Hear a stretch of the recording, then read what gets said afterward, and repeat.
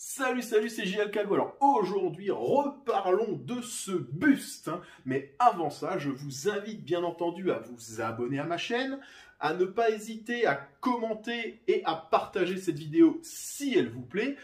Vous êtes beaucoup à commenter la vidéo, mais en dehors de YouTube. Mais pour le référencement, c'est vraiment mieux de le faire directement sur YouTube. Donc, c'est vrai que tous les commentaires Facebook ne sont pas pris en compte pour le référencement. C'est bien aussi, ça me fait plaisir. Mais si vous voulez m'aider, voilà, le mieux, c'est de le faire directement en dessous de cette vidéo. Je vous invite aussi à me suivre sur Facebook et sur Instagram.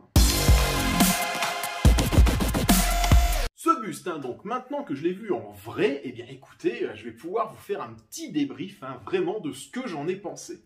Avant ça, juste un petit récapitulatif de qui est ce fabricant Abistyle. Cette marque fait généralement dans le casquette tout en passant par la sacoche ou encore des tasses, voire des tirelires. Voilà, c'est vraiment le goodies au sens large du terme. Et là, ils se sont dit, écoutez, on aimerait bien nous aussi essayer de sortir une pièce de luxe, haut de gamme, comme ils l'ont annoncé, voilà, une pièce haut de gamme. Et ils nous ont fait donc ce buste. Et c'est vrai qu'avec un prix de 350 €, la qualité, on l'attend quand même au tournant. Et le pari est en partie gagné, parce que il est vrai que cette pièce est jolie.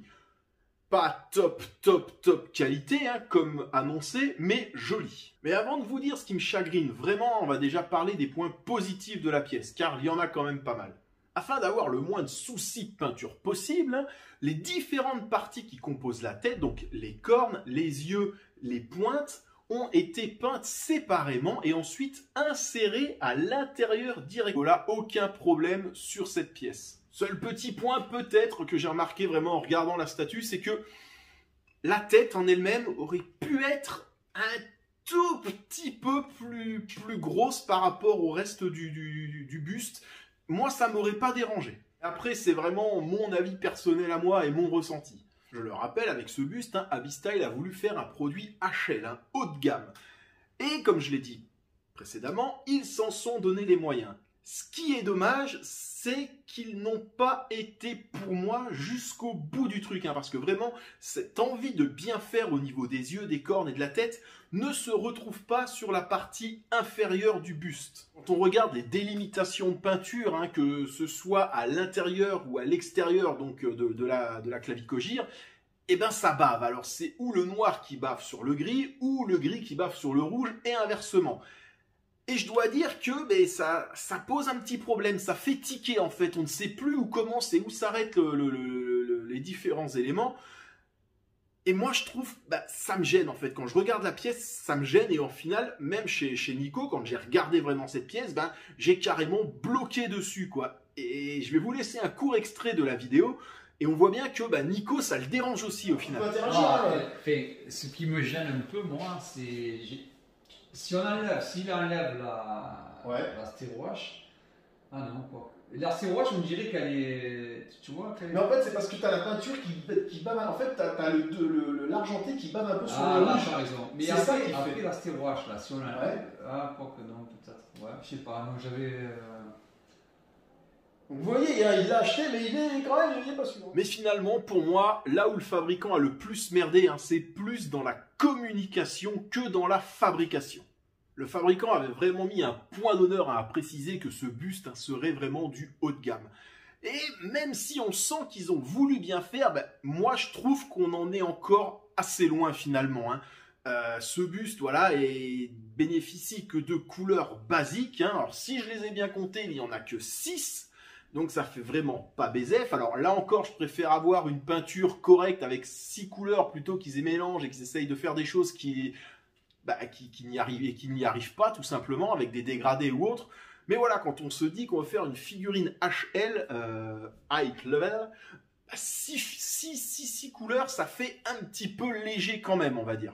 Et je vais vous le réexpliquer encore une fois, pour moi le vrai gros problème de cette pièce, c'est son système de numérotation. Alors c'est vraiment un problème de collectionneur pur et dur, certains n'en auront rien à foutre, mais moi quand on m'annonce une figurine de luxe, qu'on me dit qu'elle va être numérotée et dans un premier temps qu'elle va être limitée, je dis ok, banco, j'achète. Même à 350 €, ça justifie le truc, j'achète. Le souci, là, c'est qu'elle est bien numérotée, mais elle n'est plus limitée. Parce qu'au final, vous avez que vous ayez la numéro 2, 300 ou 450, on ne sait pas sur combien. Donc, comment on peut réellement définir la valeur de cette pièce? Selon certains bruits de couloir, ils en feraient un premier jet à 900. Et si jamais la figurine, enfin la statue, se vend bien, ils monteraient jusqu'à 1800. Mais là encore, quand on est un petit peu dans le milieu de la collection, qu'on s'intéresse un petit peu à la résine ou autre, on sait bien que le coût de fabrication d'une résine n'est pas le même pour 900 pièces, ni que et pour 1800. Et même, on va dire, l'intérêt et la valeur de la pièce changent. Moins de 1000 exemplaires, c'est très bien. Regardez Oniri avec son 555. Mais quand on tape le double 1800, la pièce n'a plus la même valeur. Et en tant que collectionneur, quand on se veut acheter une pièce haut de gamme, c'est un point qui est quand même super important. Et là, vraiment, Abyss-Style, ils ont clairement pas joué le jeu. À croire qu'ils étaient tellement frileux et qu'ils ne savaient pas où ils allaient avec leurs produits, qu'ils ont vraiment eu peur de l'échec.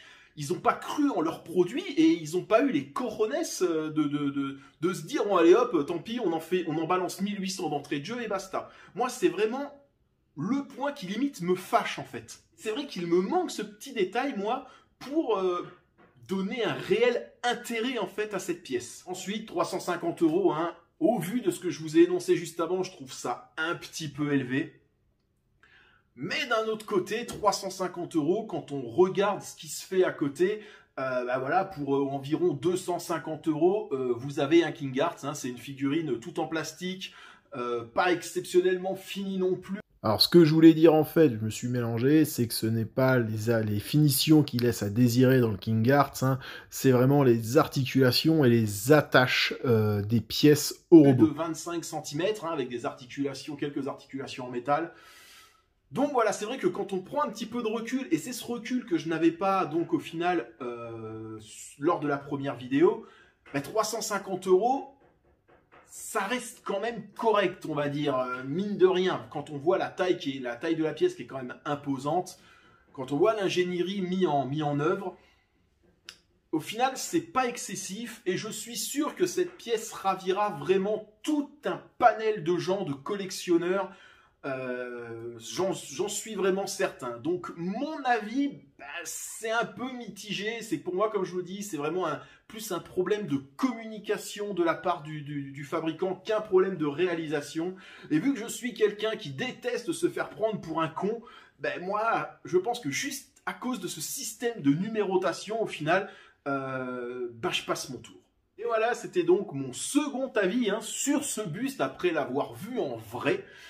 Écoutez, dites-moi en commentaire si vous l'avez acheté, si jamais vous comptez l'acheter, si jamais vous l'avez déjà vu, dites-moi toutes vos réactions concernant cette pièce. Dites-moi, parce que je pense pas être le seul que ce système de numérotation dérange, donc dites-moi si ça vous dérange, si c'est un frein, ou si au final, au vu de des dimensions de la pièce, 350 € pour vous, c'est tout à fait justifié. Ouais, n'hésitez pas à réagir et à me donner votre ressenti parce que j'ai vu déjà énormément de personnes contents de recevoir cette pièce et je le comprends. Donc voilà, j'ai vraiment hâte d'avoir votre ressenti là-dessus. Sur ce, moi, je vous laisse, je vous dis à bientôt. Allez, salut, c'était GL Kago. Putain, je viens de m'apercevoir. Alors, c'est un t-shirt, j'ai fait du rangement dans mes affaires et c'est le t-shirt du mec qui m'a tatoué mon Fulguro point en fait, que j'ai retrouvé, j'étais tout content de le mettre. Et putain, je viens de m'apercevoir en regardant le rendu que j'avais un putain de trou ici. C'est tant pis, je vais pas recommencer ma vidéo, je vais faire ma vidéo avec un trou dans mon t-shirt. Voilà. Allez, go!